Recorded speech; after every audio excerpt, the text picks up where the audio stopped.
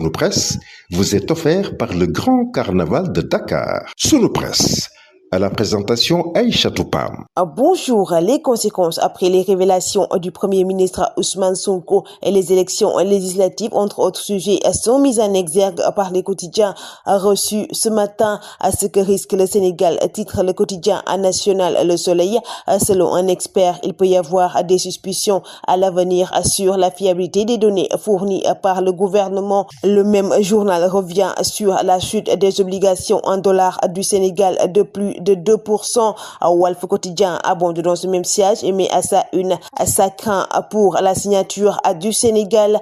Selon Mor Gassamon, économiste, ces faux chiffres pourraient semer le doute des marchés. Le journal Les Échos revient sur cette marché financier, les obligations en dollars du Sénégal qui sont ensuite et désigne Ousmane Sonko comme principal responsable. Réumi Quotidien revient toujours sur les conséquences des révélations de Ousmane Sonko et met en première page les obligations en dollars du Sénégal, ensuite libre, rapporte le journal.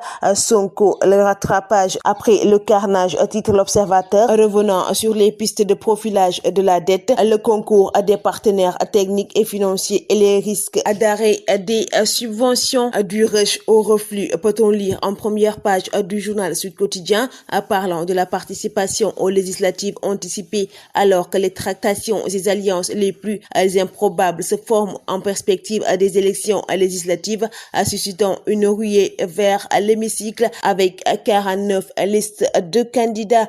A-t-elle dénonce une volonté de placer le Sénégal sous la férule d'une dictature populiste, selon le quotidien Tribune. Revenant sur l'interdiction de la manifestation de l'opposition, il parle de prétexte ridicule de cette interdiction avec la proximité du couloir du bus BRT. Amadou, la nouvelle vie, titre le journal Le Quotidien, traitant toujours la préparation des législatives. Il récupère tout le reste de Benno. Le journal Enquête traite dans ses colonnes de la volonté de transparence des finances publiques, reddition ou règlement de compte, s'interroge Le Quotidien. Le journal Vox Pop revient sur ces mêmes questions avec la déclaration de l'avocat de Jérôme Bandiaki, maître Djibi Diallo, selon qui il y a des faits dans ce dossier qui sont couverts par la loi d'amnistie, parlant de l'abrogation de cette loi qu'il estime impossible. À Sen'Eau, la grosse nébuleuse, titre le quotidien à Libération. Revenons sur le système de facturation des types de compteurs